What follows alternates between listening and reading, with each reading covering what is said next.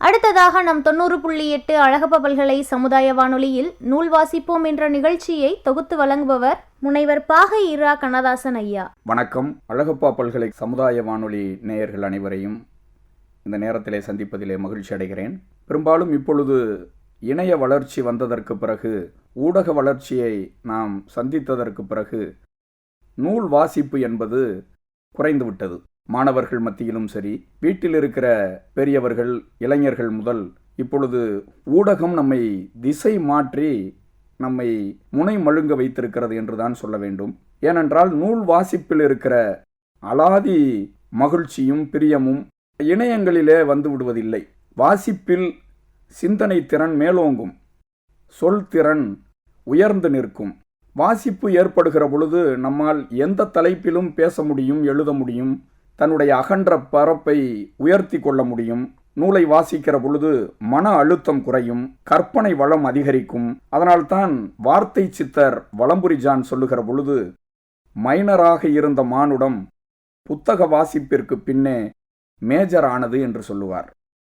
எத்தனை நூல்கள், படிக்க தகுந்த நூல்கள் நம்மிடத்திலே கொட்டி கிடக்கின்றன. சீசு செல்லப்பா, எஸ்ரா, ஜெயமோகன், ஜெயகாந்தன், சுஜாதா, நாஞ்சில் நாடன், சுந்தர ராமசாமி, மௌலி, புதுமை பித்தன், கல்கி, முகமது பஷீர், இப்படி இக்கால எழுத்தாளர்களே நிறைய பேர் இருக்கிறார்கள். அவரவர்களுக்கு பிடித்த நூல்கள் எதையேனும் எடுத்து வாசிக்க பழக வேண்டும். ஆண்டன் செக்காவ், டால்ஸ்டாய் போன்றவர்களுடைய கதைகளை கூட எடுத்து வாசிக்கலாம். இன்னும் சொல்ல வேண்டும் என்று சொன்னால், மார்க்சியம் கலந்த பொது உடைமை சிந்தனை நூல்கள் ஏராளம் இருக்கின்றன. மார்க்சியம் Gorky, Mayakovsky, Karl Marx, Lenin, Engels என்று பொது உடைமை சிந்தனையாளர்களினுடைய நூல்களை கூட எடுத்து நாம் படிக்கலாம். அதை அன்றாட பழக்கமாக்கி கொள்ள வேண்டும். புத்தகம் என்பது அட்டை போட்டு பத்திரப்படுத்தி கொள்வதற்காக நூல் வாங்குவது கிடையாது. அதை படிக்க வேண்டும். புத்தகம் கிழிஞ்சு போச்சுன்னு நம்ம சொல்கிறோம், பிள்ளைகளை திட்டுறோம். புத்தகம் கிழிஞ்சா என்ன, செருப்புனா அருந்து போகத்தான் செய்யும். அதுபோல புத்தகம் என்பது கிழிந்து போகத்தான் செய்யும். அதற்காக பயன்படுத்தாமல் இருக்கக்கூடாது. புதிய உலகத்தை திறந்து காட்டுவது நூல்கள் தான் என்று சொன்னால் அதை யாரும் மறுத்துவிட முடியாது. அதனால்தான் நூல் வாசிக்கிற பொழுது ஆளும் வளரணும், அறிவும் வளரணும் என்று பட்டுக்கோட்டை சொல்லுவாரே, அந்த அறிவு வளர்ச்சியை தருவது நூல்கள் தான். அறிவு செல்வத்தினுடைய சேமிப்பு கிடங்கு என்று நாம் புத்தகங்களை சொல்ல முடியும். புத்தகம் ஒரு பொய்கை, அது நம்மை தூய்மையாக்கும். புத்தகம் ஒரு தேன் கூடு, ஆயிரம் ஆயிரம் கருத்து பூக்களினுடைய தேன் சேகரிப்புத்தான் புத்தகம் என்று சொல்ல முடியும். புத்தகம் ஒரு உயிர். முன்னோர்கள் நம்மிடத்திலே வாழ்ந்து கொண்டிருக்கிறார்கள். இன்னும் சொல்ல வேண்டும் என்று சொன்னால், புத்தகத்தை ஒரு கண்ணாடி என்று நான் சொல்வேன். ஏன், அகத்தை அழகுபடுத்தக்கூடிய அந்த அற்புதம் அதிலே இருக்கிற காரணத்தினால் புத்தகம் ஒரு கண்ணாடி. அதனால்தான் வள்ளுவன் சொல்லுகிற பொழுது, நவில்தொறும் நூல் நயம் போலும் பயில்தொறும் பண்புடையாளர் தொடர்பு என்று நட்பை சிறப்பிக்க வந்த வள்ளுவன் நூல் நயத்தை பற்றி பேசுகிறான். நிரம்பிய நூலின்றி கொட்டு கொள்ளல் என்று சொல்லுகிறார். நுண்ணிய நூல் பல கற்பினும் என்று விதந்து பேசுகிறார். நூலோர் தொகுத்தவற்றுள் எல்லாம் தலை என்று உணவை பாதீடு செய்கிற பொழுது சொல்லுகிறார். இப்படி நூல் பல்வேறு வகையிலே நமக்கு, மனிதனுக்கு ஒரு மிகப்பெரிய வளர்ச்சியை தந்து கொண்டுதான் இருக்கிறது.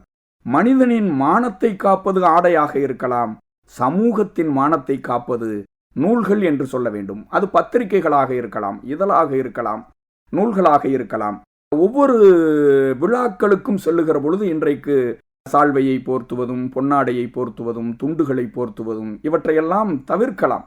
புத்தகத்தை பரிசாக கொடுக்கலாம். சிறுவர் புத்தகங்கள் படிக்கிற பழக்கமே இல்லாமல் போய்விட்டார்கள். அதிலும் இன்றைய இணையவழி வகுப்பு வந்ததற்கு பிறகு புத்தகங்களை தேடுகிற பழக்கமே இல்லாமல் போய்விட்டது. பொறிகடலை பேப்பரை படித்து கூட அறிஞர்கள் உருவாகி இருக்கிறார்கள். அமெரிக்க ஐக்கிய நாடுகளின் காங்கிரஸ் நூலகத்திலே கற்றது கைமண்ணளவு என்று எழுதி வைத்திருக்கிறார்கள். அதனால்தான் நாஞ்சில் நாடன் என்ற எழுத்தாளர், மிகப்பெரிய எழுத்தாளர், சொல்லுவார், உத்தியோகம் புருஷ லட்சணம், புத்தகம் மானுட லட்சணம் என்று பேசியிருப்பார். அதனால் உண்மையிலேயே நீங்கள் நினைத்து பாருங்கள், வரலாற்றை திரும்பி பாருங்கள். பகத்சிங் மிகப்பெரிய வீரன். அவன் சிறைச்சாலையிலே இருக்கிற பொழுது தனது தம்பி குல்பீர் முகமது வழியாக நூல்களை வரவழைத்து படித்திருக்கிறார். மக்கள் ஏன் போராடுகிறார்கள், இரண்டாம் அகிலத்தின் வீழ்ச்சி, பிரான்சில் உள்நாட்டு போர், விவசாயிகளின் எழுச்சி மற்றும் கடன் தொல்லைகள், இப்படி பல நூல்களை சிறைச்சாலையிலே இருக்கிற பொழுது பகத்சிங் படித்திருக்கிறார் என்று வரலாறு நமக்கு பதிவு செய்திருக்கிறது. பரிசோதனை அதிகாரி சொன்னார், இவ்வளவு புத்தகங்கள் உன் தம்பி கொண்டு வந்திருக்கிறாரே, இவ்வளவுமா உன்னால் படிக்க முடியும் என்று கேட்டபோது மாவீரன் பகத்சிங் சொல்லியிருக்கிறார், வேண்டுமானால் என்னை பரிசோதித்து பாருங்கள், எந்த பக்கத்தில் எந்த செய்தி இருக்கிறது கேளுங்கள் என்று கேட்டால் நான் சொல்வதற்கு தயாராக இருக்கிறேன் என்று வாசிப்பை நேசிப்பாக கொண்டிருந்த வீரன் மாவீரன் பகத்சிங் என்று பார்க்கிறோம். தி ட்ரிபியூன் இதழ் என்று தி ஸ்டேட்ஸ் ஆஃப் ரெவல்யூஷன் என்ற நூலை சிறைச்சாலையில் இருக்கிற பொழுதுதான் மாவீரன் பகத்சிங் படித்திருக்கிறார் என்று பார்க்கிறோம். ஒரு புரட்சியாளன் இன்னொரு புரட்சியாளனோடு பேசி கொண்டிருக்கிறேன் என்று சொன்னார். சிறைவாசம் முடிந்து தூக்கு கயிறை முத்தமிடுகிற நேரம் வந்தபோது சிறை அதிகாரி பகத்சிங்கை அழைத்தார். அப்பொழுது பகத்சிங் சொன்னார், நான் இன்னொரு வீரனோடு, ஒரு மிகப்பெரிய மாவீரனோடு பேசிக் கொண்டிருக்கிறேன் என்று சொன்னபோது உள்ளே தேடி பார்த்தபோது எந்த மாவீரனும் கிடையாது. நான் லெனினோடு பேசிக் கொண்டிருக்கிறேன், லெனின் புத்தகத்தை படித்துக் கொண்டிருக்கிறேன், அதில் சில பக்கங்கள் பாக்கி இருக்கின்றன, அதை படித்து முடித்ததற்கு பிறகு என்னை தூக்கிலிடுங்கள் என்று புத்தகத்தை நேசித்த தலைவனாக நாம் மாவீரன் பகத்சிங்கை பார்க்கிறோம். அதனால்தான் வாளின் கூர்மையை காட்டிலும் நூலின் கூர்மை பெரிது என்று பெரியவர்கள் சொன்னார்கள். படிக்கின்ற அறை அருகிலே படுக்கை அறையை தாருங்கள் என்று கேட்டவர் அண்ணல் அம்பேத்கர் என்று பார்க்கிறோம். நஞ்சு உண்ட போதும் கூட புத்தகங்களை படித்துக் கொண்டிருந்தவர் சாக்ரட்டிஸ் என்று பார்க்கிறோம். தூக்கு அறிவிப்பு வந்ததற்கு பிறகும் படித்த புத்தகத்தை முடித்து விட வேண்டுமே என்று உமர் முக்தர் இருந்தார் என்று பார்க்கிறோம். 35 ஆண்டுகள் லண்டன் நூலகத்திலே சில வறுத்த ரொட்டி துண்டுகளை சாப்பிட்டுக் கொண்டே மூலதனத்தை எழுதியவர்தான் உலக பொருளாதார மேதை காரல் மார்க்ஸ் என்று பார்க்கிறோம். அது மட்டுமல்ல, படிப்பால் பாரதத்தை ஆட்சி நிகழ்த்த வேண்டும் என்று சொன்னவர் மேதகு கலாம் என்று பார்க்கிறோம். இப்படி பல்வேறு அறிஞர்களை நம்மால் சொல்ல முடியும். டால்ஸ்டாயினுடைய கதைகளை விரும்பிய அண்ணல் காந்தி படித்தார் என்று பார்க்கிறோம். காந்தியின் சுயசரிதையை மார்ட்டின் லூதர் கிங் அவர்கள் படித்திருக்கிறார்கள் என்று பார்க்கிறோம். இப்படி பல்வேறு அறிஞர்கள். ஜெயகாந்தன் சொல்லுவார், நூலகத்திற்கு சென்று பார், நூலகத்திற்கு சென்று பார், நீ எவ்வளவு முட்டாள் என்று தெரியும் என்று ஜெயகாந்தன் சொல்லி இருப்பார். இப்படி பல்வேறு நூல்கள், மானிடவியல் நூலாக இருக்கலாம், பக்தவச்சல பாரதி பல்வேறு நூல்களை எழுதியிருக்கிறார். ஜூலியஸ் சீசர் சொல்லுவார், 1000 புத்தகம் படித்தவன் என் வழிகாட்டி என்று சொல்லுவார். நான் படிக்காத புத்தகம் தந்தால் அவனே நண்பன் என்று ஆப்ரஹாம் லிங்கன் சொல்லுவார். துப்பாக்கி முனையை விட பேனா முனை பெரியது என்று மாவீரன் லெனின் சொல்லுவார். உலகில் தலை சிறந்த கண்டுபிடிப்பு புத்தகம்தான் என்று மகாத்மா காந்தி சொல்லுவார். ஏன், ஈரோட்டு தந்தை வைக்கம் வீரர் பெரியார் புத்தகங்களை நேசித்தார். பெண்களினுடைய கரண்டியை பிடுங்கி புத்தகத்தை கொடுங்கள், சமூக புரட்சி வெடிக்கும் என்று பெண்கள் கூட தொடர்ந்து வாசித்துக் கொண்டே இருக்க வேண்டும் என்று சொன்னவர் ஈரோட்டு தந்தை வைக்கம் வீரர் பெரியார் என்று பார்க்கிறோம். ஒரு கப்பலிலே புத்தகம், இன்னொரு கப்பலிலே பயணம் என்று வந்தவர் அம்பேத்கர். லண்டன் மியூசியத்தில் அதிகம் பயன்படுத்தியவர் என்று பார்த்தால் மார்க்சும் அம்பேத்கரும் என்று வரலாறு சொல்லுகிறது. சாதி மத உணர்வுகளை தாண்டி நம்மை இணைப்பது, பிணைப்பது, கரம் கோர்ப்பது எதுவென்று சொன்னால் புத்தகம்தான். அன்பிற்குரியவர்களே, புத்தகம் இல்லாத வீடு ஏழ்மையான வீடு என்பதை தயவு செய்து புரிந்து வைத்துக் கொள்ளுங்கள். பெற்றோர்கள் பிள்ளைகளுக்கு வாசிக்க கற்றுக் கொடுங்கள். புத்தகம் இல்லாத வீடு சாளரம் இல்லாத சத்திரம் என்று சொல்ல எனக்கு தோன்றுகிறது. இந்த உலகத்திலேயே ஏமாற்றாத நண்பன் ஒருவன் இருக்கிறான் என்று சொன்னால் அது புத்தகமாகத்தான் இருக்க முடியும். ஜார்ஜ் வாஷிங்டன் வரலாற்று புத்தகத்தை இரவல் வாங்கி படித்திருக்கிறார் என்று சொன்னால் புத்தகத்தினுடைய மதிப்பை உணர்ந்து கொள்ளுங்கள். கன்னிமாரா நூலகத்திலே எல்லா புத்தகங்களையும் புரட்டி எடுத்தவர் பேரறிஞர் அண்ணா என்று பார்க்கிறோம்.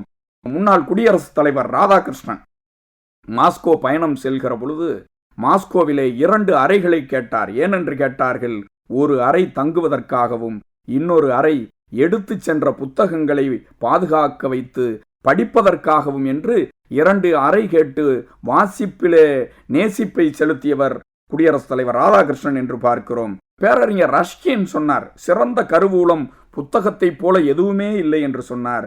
கடல் கடந்து கூட என்னை அனுப்புங்கள், கடல் கடந்து கூட என்னை அனுப்புங்கள், ஆனால் கையிலே புத்தகத்தை தாருங்கள் என்று சொன்னவர் மாஜினி என்று பார்க்கிறோம். புத்தகம் இல்லை என்றால் நிகழ்காலமும் இறந்த காலமாக போய்விடும். கத்தியால் ஜெயிப்பதை விட புத்தகத்தால் ஜெயிப்பதால் தான் இந்த உலகம் வரலாறு பேரளவில் பேசியிருக்கிறது. மனதை ஒருமுகப்படுத்தக்கூடிய பேராற்றல் ஒரு நூலுக்குத்தான் இருக்கும் என்ற காரணத்தினால் இன்றைய இளைஞர்களை பார்த்து மகாகவி பாரதி சொன்னான், ஒளிபடைத்த கண்ணினாய் வாவாவா, உறுதி கொண்ட நெஞ்சினாய் வாவாவா, களிபடைத்த மொழியினாய் வாவாவா, கடுமை கொண்ட தோழினாய் வாவாவா என்று சொன்னார். அப்படிப்பட்ட இளைஞர்கள் எல்லாம் நூல் வாசிப்பினால் தான் இந்த உலகத்தை புரட்டி போட முடியும். தன்னை மிகப்பெரிய ஆற்றலாளனான அறிவாளியாக மாற்றிக்கொள்ள வேண்டும் என்று சொன்னால் உண்மையிலேயே புத்தகம்தான் நமக்கு வழிகாட்டும். புத்தகத்தை வாசியுங்கள், புத்தகத்தை நேசியுங்கள், எப்பொழுதும் யோசியுங்கள், இந்த சமூகத்திற்காக உங்களை பக்குவப்படுத்திக் கொள்ளுங்கள் என்பதாக சொல்லி அழகப்பா பல்கலை சமுதாய வானொலிக்கு மீண்டும் ஒரு முறை என்னுடைய நன்றி அறிதலை தெரிவித்து விடைபெறுகிறேன். வணக்கம், நன்றி.